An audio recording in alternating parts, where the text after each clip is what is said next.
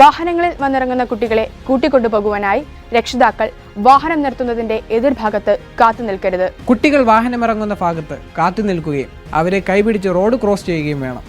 Road cross ചെയ്യുമ്പോൾ ആദ്യമായി വലതു ഭാഗത്തേക്ക് നോക്കി വാഹനങ്ങൾ വരുന്നില്ല എന്ന് ഉറപ്പുവരുത്തുക.